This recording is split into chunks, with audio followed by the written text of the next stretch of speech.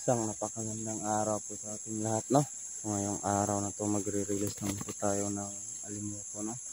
Yung nahuli ko nung karaang hapon ko na wala pang ulan, no? So ngayon, sabi ng maulan. Ngayon lang medyo umaraw yung panahon, no? Bali magre-release ako ng 3 piraso ngayon. Ito po yung mga nahuli ni Milo nung karaang araw, no? Ito po sila ngayon. Ayan. Kumpleto na yung mga balahibo nila, no? Bali magre-release po tayo ng 3 piraso ngayon. Ayan, no? Ito yung nahuli ko nung silita po sa mababa lang, no? Kaya malaya ka na ulit, no? Ayun. Ika nang magpapahuli ulit. Magiging wise ka na. Tingnan mo naman, no? Kumpleto mo yung pakpak, no? Ayan, no?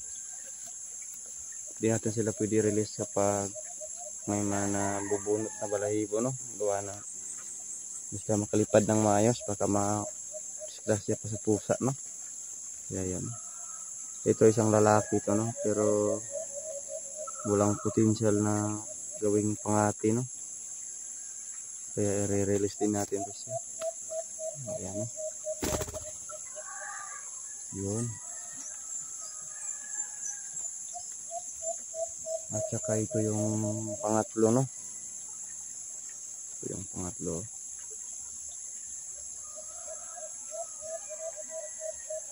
Madalang na lang ako makapag-hunting ngayon. Gawa ng panay ulan dito. At saka busy rin sa tapingan, no?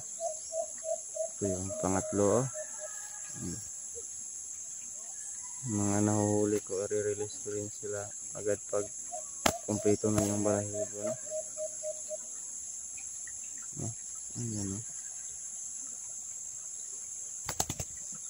Ayun. So, yung mga paps, no?